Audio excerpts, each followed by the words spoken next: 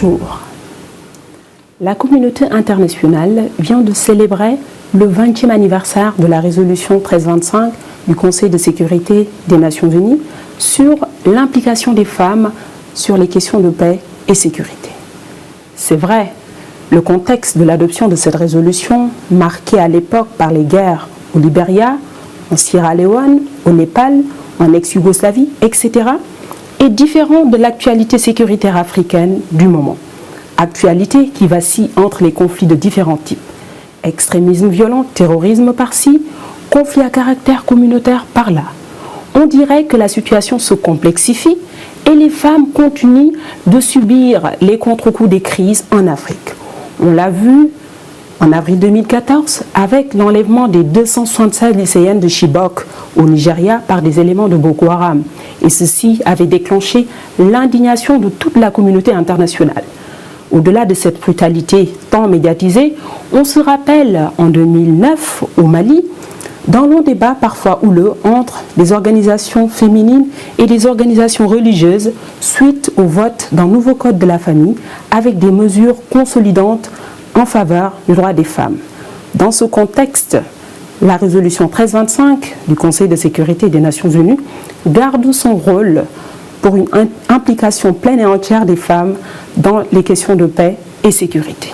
Oui, on en parle beaucoup, mais quelle est la pertinence du rôle des femmes dans les questions de paix et sécurité?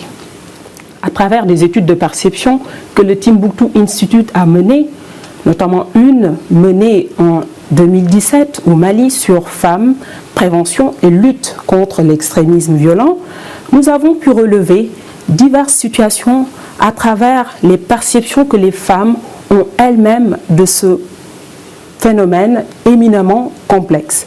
Au-delà des facteurs de radicalisation identifiés par elles-mêmes, que sont la pauvreté, le chômage, le manque d'éducation, la marginalisation, on se rend compte que les femmes sont une matrice faible, mais consciente de son potentiel en matière de résolution des conflits. Et cette triptyque nous le démontre. Primo, les femmes, la société civile féminine, ne se sont pas outillées pour prévenir et lutter contre les extrémismes. Segundo, les femmes ne se sentent pas impliquées dans les initiatives de résolution des conflits. Enfin, les femmes considèrent qu'elles se sentent mieux placées à détecter les signaux de radicalisation des jeunes, d'autant plus que la majorité des femmes interrogées affirment avoir déjà vu des cas de jeunes radicalisés, soit dans leur quartier, soit dans leur entourage immédiat. Le rôle des femmes dans la résolution de la crise sahélienne est significatif par le simple fait que les femmes ont été les premières à attirer l'attention de toute la communauté internationale quant à la montée des extrémismes religieux partout dans le Sahel.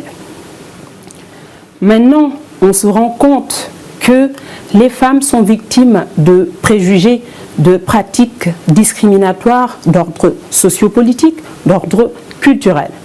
Et on se rend compte dans le traitement de la thématique femmes, paix et sécurité.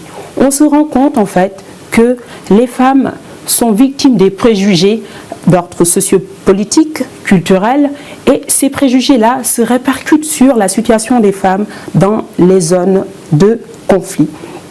Dans certaines sociétés africaines, il n'est pas rare de voir des femmes être considérées comme des incapables du point de vue juridique. Et on a pu constater dans le cadre de différentes recherches dans la sous-région que certaines femmes refusent tout simplement de prendre la parole en l'absence du chef de famille. Comment lutter contre ces pratiques discriminatoires?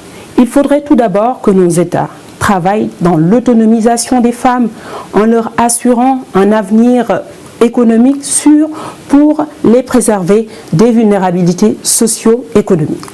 La sensibilisation demeure un volet important pour dépasser ces barrières sociopolitiques qui entravent la pleine implication des femmes dans les questions de paix et sécurité.